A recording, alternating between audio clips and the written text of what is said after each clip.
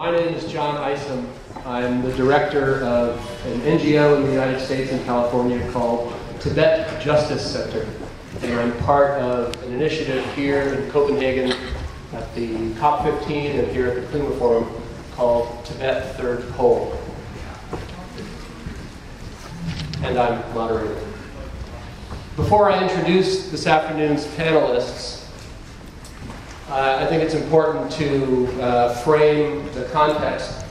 The last couple of days, events in Copenhagen have made it again, almost as always, abundantly clear that power reigns supreme.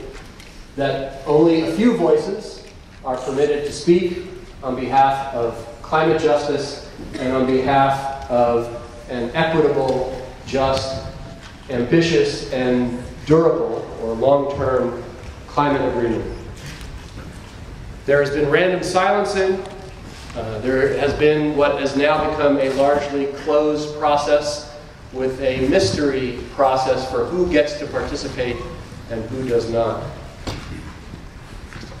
There are many voices here speaking truth to that power, and I can think of no better set of voices today than those of people from Tibet and living in exile from Tibet. Tibetans have been occupied by the People's Republic of China for 60 years under a crushing occupation, silenced, economically and socially marginalized in their own homeland.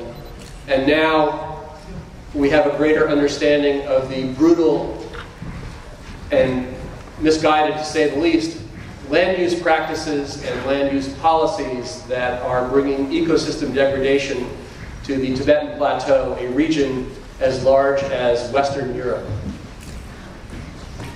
Add to this, to these 60 years of failed resource management policies, climate change.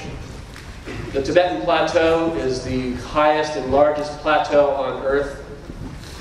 It is referred to as Earth's third pole because it holds more fresh water in the form of glaciers than any other place on Earth except for the North and South Pole. Scientists tell us that the Tibetan Plateau is warming twice as fast as the rest of the Earth.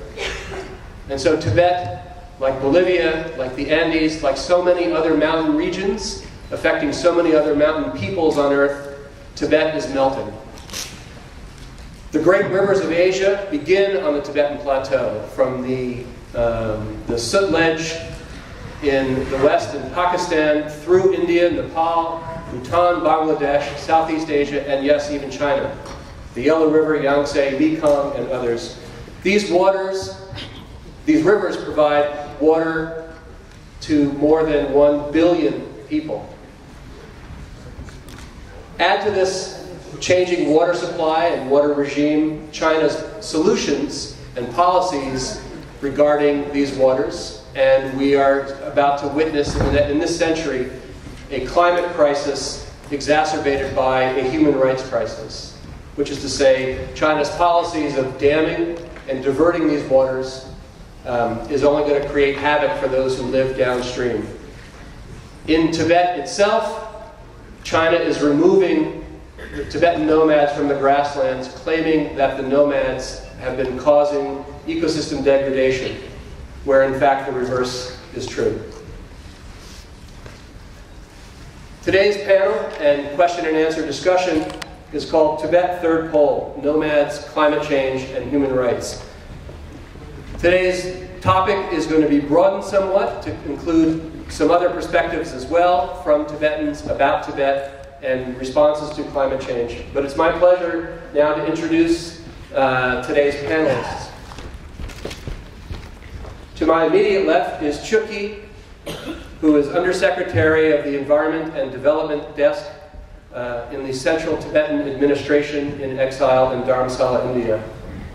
Then, immediately to her left is Tenzin Chodron, who works with the Tibetan Settlement Office, followed by the Venerable Nyawang Vobar, who is the director of Guchusum, the political prisoners movement, who will speak today on environmental political prisoners.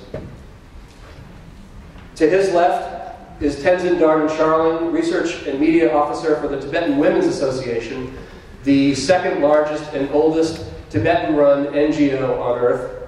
And then to her left is Dolkar Kirti Lamo, who is the president of the Tibetan Women's Association.